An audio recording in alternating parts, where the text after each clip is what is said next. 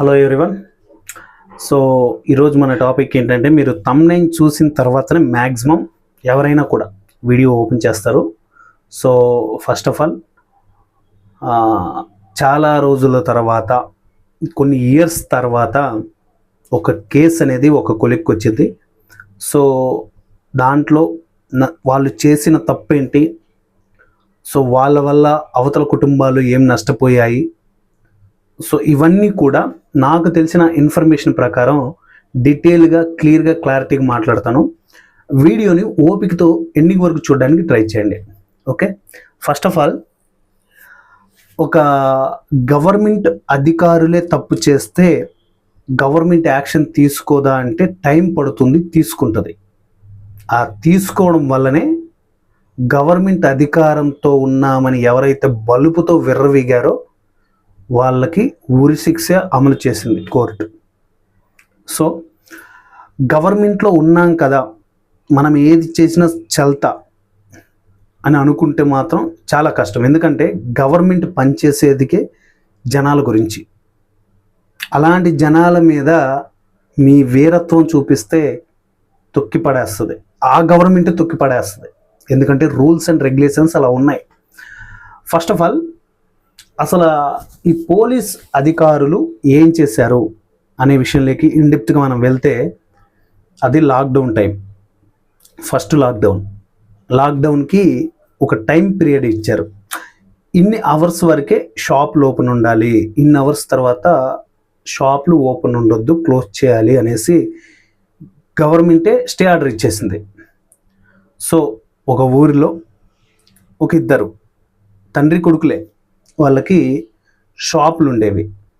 So ఆ షాప్ని ఏం చేశారంటే, వీళ్ళు ఇచ్చిన టైం పీరియడ్ కంటే కూడా ఎక్కువ టైం ఉంచారు. అంటే కొన్ని నిమిషాలు ఎక్కువ సేపు షాపులు బంద్ చేయకుండా ఉంచారు. దానికి పోలీసు వాళ్ళు ఏం చేశారంటే, వాళ్ళకి బెదిరించి వాళ్ళని షాపులు బలవంతంగా బంద్ చేయించి తీసుకెళ్ళి జైల్లో చిత్రహింసలు చేశారు. ఫస్ట్ థింగ్, వీళ్ళు బలవంతంగా షాపులు బంద్ చేయించడానికి ముందు, అంటే నా ఆలోచన ఏంటంటే, వాళ్ళు రెగ్యులర్గా లాక్డౌన్ ఫస్ట్ నుంచి కూడా కరెక్ట్గా చేసుకుంటూ వస్తున్నారు. సో అదే సమయం, అదే సిచ్యువేషన్ ఎందుకు ఉంచాల్సి వచ్చింది అలా అంటే, వాళ్ళ ప్రాబ్లమ్స్ అలా ఉన్నాయేమో, ఇంట్లో పూట గడవట్లేదేమో, అవి కొంచెం ఆలోచించాలి. లేదు, వాళ్ళు రెగ్యులర్గా అలా చేస్తున్నా కూడా వాళ్ళ ప్రాబ్లం ఏమై ఉంటుందో అది తెలుసుకొని మీకు చేతనైతే మీరు తీరవాలి కదా. సో అలా చేయకపోగా, సరే మీరు అలా చేయలేదు, వదిలిపెట్టేయండి. వాళ్ళని తీసుకొని వెళ్ళి స్టేషన్లో పడేసి చిత్రహింసలు చేయడం మీకు ఎవడిచ్చాడు హక్కు? ఒక కామన్ పీపుల్ని, ఒక కిరాణా షాపు, లేదా ఏదైనా మొబైల్ షాపు, లేదా ఏదైనా స్టేషనరీ, లేకపోతే ఏదైనా పాల ప్యాకెట్ల షాపు, బేకరీనో, రకరకాలు ఉంటాయి కదా షాపులు.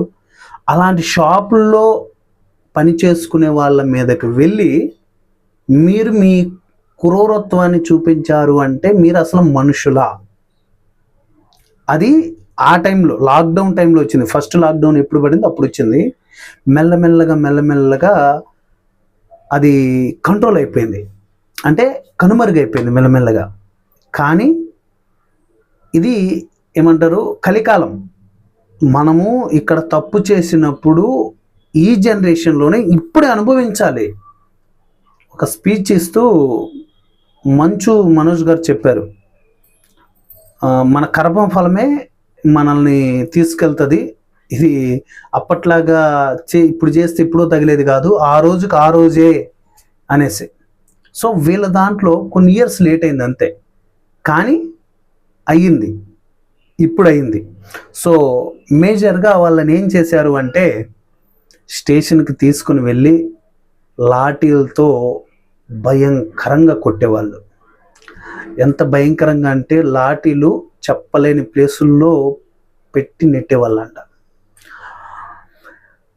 ఆ ఇన్ఫర్మేషన్ బయటకు వచ్చినప్పుడు, తెలిసినప్పుడు ఎంత బాధ వస్తుందంటే, ఇప్పుడు నేను చెప్పేటప్పుడు మీకు ఒకలాంటి కోపం, ఒకలాంటి బాధ వస్తుంది కదా, అది నాకు కూడా వచ్చింది. అవతల వాళ్ళు చెప్పేటప్పుడు, నేను వినేటప్పుడు, అవతల ఆర్టికల్స్ చదివేటప్పుడు నేను తెలుసుకున్నప్పుడు నాకు కూడా చాలా అంటే చాలా బాధేసింది. అసలు బేసిక్గా నాకు ఆ లాక్డౌన్లో ఇలాంటి ఒక సిచ్యువేషన్ జరిగిందని తెలియదు. ఇప్పుడు ఏదైతే ఈ 10 మంది పోలీస్ ఆఫీసర్స్, సారీ అండి 10 మంది కాదు, ఆల్రెడీ ఒక పర్సన్ చనిపోయారు, మిగతా ఎవరైతే పోలీస్ ఆఫీసర్స్ ఉన్నారో వాళ్ళకి ఉరిశిక్ష పడుతుంది అన్నప్పుడు ప్రజెంట్ యూట్యూబ్లో ట్రెండీగా మారిపోయింది. సో అదే ఇప్పుడు ట్రెండీ న్యూస్. అప్పుడు నేను తెలుసుకోవడానికి నేను గూగుల్లోకి వెళ్ళి సెర్చ్ చేస్తా మ్యాటర్ గురించి. గూగుల్ చెప్పింది నాకు మొత్తం. నాకు ఫైనల్గా అనిపించింది ఏంటంటే, అందుకే ముందే చెప్పాను, ఇలాంటి వాళ్ళకి తీర్పు ఎలా వస్తుంది అంటే గవర్నమెంటే సమాధానం చెప్పింది. మేము గవర్నమెంట్లో ఉన్నాం, గవర్నమెంట్ జాబ్ చేస్తున్నాం, కాకి డ్రెస్ వేసాం, మేమేం చేసినా చల్తా అంటే, అరే ఒక్కసారి ఆలోచించడరా, మీరు చేసే జాబ్కి మీకు వచ్చే శాలరీ జనాలు వేసే భిక్షది. మీరు అలాంటి జనాల మీద ఆధారపడి బ్రతుకుతూ, అందరిని అనట్లేదండి, ఈ లుచ్చగాళ్ళు, ఇలాంటి లుచ్చగాళ్ళు ఉంటారు కదా, వీళ్ళని అంటున్నాను. సో తిట్టకూడదు, తప్పు, అది రూల్స్కి ఎగనెస్ట్, అన్నీ ఓకే.